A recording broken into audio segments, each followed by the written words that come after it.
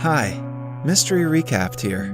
Today, I'm going to explain a Chinese comedy drama film called Toi Tu Tian. Spoilers ahead, watch out, and take care. Jack Chen Yuxi is a 20-year-old melancholic college student from Taipei.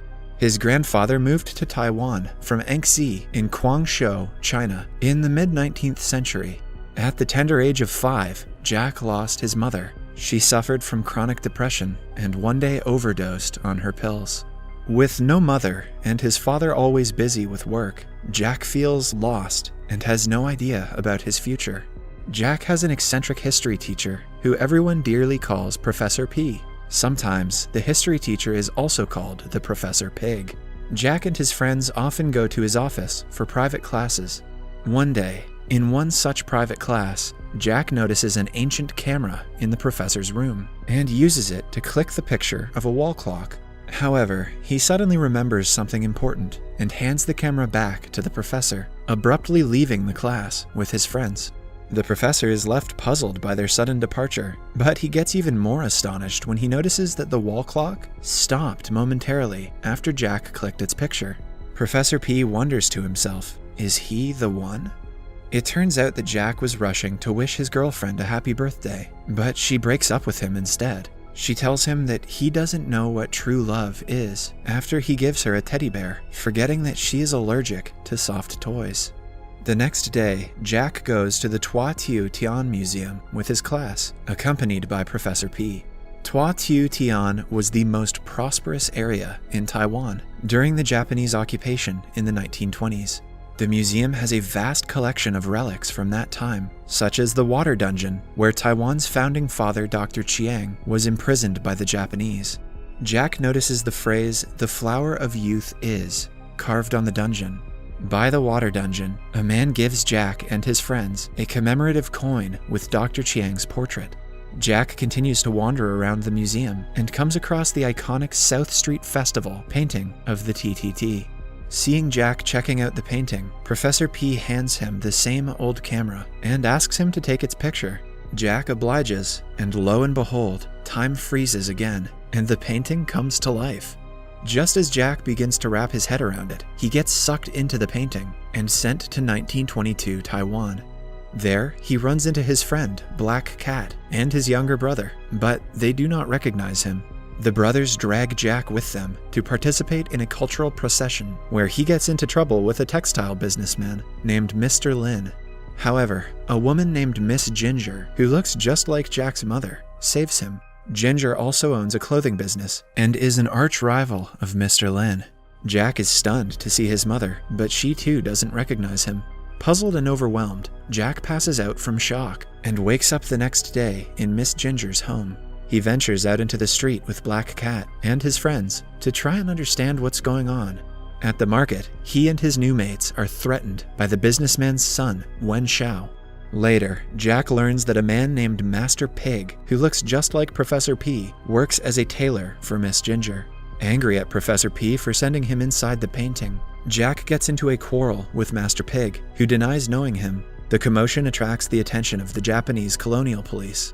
Miss Ginger again comes to their rescue and takes the Japanese officers away. Master Pig then finally comes clean about his identity and role in bringing Jack here. The professor takes Jack to his theater and promises to tell him the reason he brought him here when the right time comes. It turns out Master Pig is Professor P after all, and he not only works as a tailor, but as a play director as well. Jack notices a beautiful girl named Rose in the audience and instantly falls for her. Rose and her friends are geisha, i.e., girls that are trained to entertain men with conversation, dance, and song. To impress Rose, Jack takes on the role of a tree, and the play begins. He turns the romantic tragedy into a comedy, just to make her laugh, making spectators laugh till their stomachs hurt.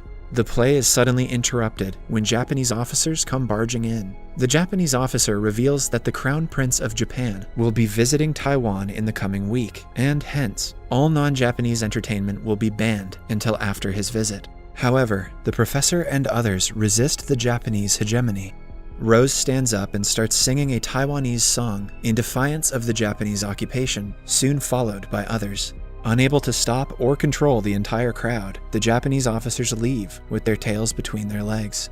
Later, Jack finds a drawing of the present-day Taiwan and attempts to go back, but without success. The professor tells the dork that the picture is incomplete and hence can't function as a time portal. Moreover, one must make a wish with all their heart to teleport. It is also revealed that the professor came to the Tua Tiu Tian with a dream of becoming rich. Here, he met Ginger and fell in love. Ever since then, he has been going in and out of the TTT to earn a lot of money and win over Ginger's heart. Professor proposes a deal to Jack, asking his help to keep other suitors away from Ginger in return for getting the painting complete. Jack agrees to this obvious blackmail. The professor continues to court Ginger, but without success. Meanwhile, Jack becomes close with the professor's theater actors. He helps them create melodies and new looks for their play with his knowledge of the 21st century. One day, Rose comes to a neighboring store where multiple suitors, including Wen Xiao, are trying their luck with Rose. Jack also rushes there with his guitar and serenades her with the Happy Birthday song. Mesmerized by him, Rose formally introduces herself to him. Just as they get to know each other, they are suddenly interrupted by a speech being delivered by Dr. Chiang Wei-shui, Taiwanese doctor and freedom fighter, outside the store. In his electrifying speech, Dr. Chiang calls out Japanese occupation and the opium cultivation imposed on Taiwanese. The Japanese officers soon start to disperse the crowd, forcing Jack and Black Cat to hide in a shop. Mr. Lin coincidentally brings his son to the same shop and scolds him for listening to Dr. Chiang's speech, jeopardizing Mr. Lin's covert business relations with the Japanese. Mr. Lin reminds Wen Xiao that their fabric business is doing well because of Japanese support and investment. Jack and Black Cat overhear the whole conversation. Over the course of the next few days, Jack and his theater friends get busy preparing the geisha girls for the governor's party, where all local VIPs are to be invited. Jack tells Rose that he came from the future and about the end of Japanese occupation, while she tells him her wish to one day become a professional singer. Jack tells her that he'll introduce her to Autotune and she'll be famous in no time. At the party, Dr. Chiang again clashes with the Japanese officials, but before things could escalate, Rose diffuses the situation with her charming performance. Later, Jack steals Rose away and wanders around the governor's mansion. When a group of guards pass by, they hide in a water dungeon. At that moment, Jack tells Rose that in the future, everything becomes so easy that people get lost and forget about their youth and dreams. Inspired by Jack's words, Rose carves "The Flower of Youth Is" on the dungeon before kissing him. Jack finally realizes what true love is. Or maybe he's just happy to see her.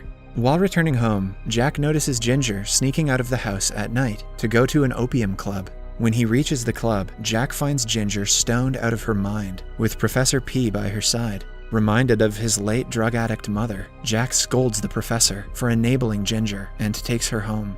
After coming to her senses, Ginger reveals that she lost her husband and son to cholera 10 years ago. She uses the high to momentarily escape the unbearable pain of losing her child. Jack figures out that the professor needs money to help Ginger buy opium and relieve her pain. Ginger admits that she likes the professor, but can't commit to him because he keeps disappearing as if he doesn't belong in this world. It is then revealed that the Japanese colonial propaganda had Taiwanese people convinced that an addict quitting opium could lead to their death. Jack vows to help Ginger and the other Taiwanese who have become victims of opium and begins a fierce awareness campaign with the help of Dr. Chiang. Jack also makes the professor burn down the local opium house. However, this puts Dr. Chiang and Professor P on the Japanese hit list. The Japanese officers arrive at Ginger's home to arrest the professor. However, Mr. Lin interferes, and for the first time, he speaks out against the Japanese occupation. Absolute chaos ensues. The Japanese officer accidentally fires his gun, fatally wounding Ginger. The Japanese officer orders all hospitals to not admit patients with gunshot wounds before heading to arrest Dr. Chiang. Left with no choice, Jack takes Ginger back to the theater, deciding to take her to the future for treatment. After everyone leaves, Wen Xiao notices that the bullet also hit his father. Dr. Chiang arrives, but by then it is too late, and Mr. Lin dies in his son's arms. At the theater, Jack asks the professor to take Ginger to the future, while he decides to stay. Jack has finally realized his purpose in life. Chiang is arrested for treason, while the working-class Taiwanese are barred from appearing in public during His Majesty Prince Hirohito's impending visit. Wen Xiao and his friends join forces with Jack's group and plot to free Dr. Chiang. One night, the geisha girls distract the guards, and Jack and the boys free Dr. Chiang from the infamous water dungeon. Meanwhile, the local Taiwanese opium trader, whose business is being threatened by Dr. Chiang's anti-opium campaign, hires Korean assassins to assassinate the Japanese prince to frame the doctor. Dr. Chiang catches wind of the plot and vows to protect the prince. Jack and his friends spread rumors around town that those who don't attend Prince Hirohito's arrival ceremony will get cursed, hoping to attract a large crowd to make things difficult for the assassins. I guess Jack has never played Assassin's Creed. Big crowds make it easier. By the time Prince Hirohito arrives, Professor P also returns from the future. As the prince heads towards Ginger's shop, Jack and Professor P notice the assassins on the roof, gearing to shoot the prince. While the professor hurls the painting towards the bullet, Jack and Rose throw themselves at the bullet, hoping to stop it. However, before anyone has to die, the professor clicks a picture of Jack, Rose, and the bullet with the painting, teleporting all of them to present-day Taiwan. Meanwhile, in 1923 Taiwan, Dr. Chiang and other Taiwanese chant slogans of freedom and equality in front of Prince Hirohito's procession. Dr. Chiang becomes the first Taiwanese to be arrested for petitioning for freedom, and the colonial government begins hunting down anyone involved. Professor P returns to present-day Taiwan. As he proceeds to send Rose and Jack back to the past, Jack turns to Rose and tells her his decision to stay. He tells her that he wanted to go with her, but he likes the way he was before, brave and reckless. Also, there's no internet in the past. Moreover, the 1920s are her golden days, not his. He wants to stay back to create his own golden days. He wants to tell his people about their history. Jack then kisses Rose like a boss before tearfully parting ways. Ginger arrives, and Jack embraces her with tears of joy. To Professor P's joy, Ginger then reveals her decision to stay with him in the present. Jack wanders inside the TTT Museum by himself and looks at the writings on the water dungeon that now says, "The flower of youth is the blooming rose," while holding his tears back. Jack has completed Rose's sentence when he was with her in the past. All the blissful time he spent with Rose flashes before his eyes, and Jack eventually breaks into tears. Later, Jack goes to meet his friends and embraces them like never before. After all, he knows what true love is now. They sit by the water and talk about their aspirations. The movie then ends with Jack noticing and smiling at a girl who looks just like a blooming rose. Subscribe for more videos like this, turn on notifications, and leave a like to help the channel out. Thanks for watching.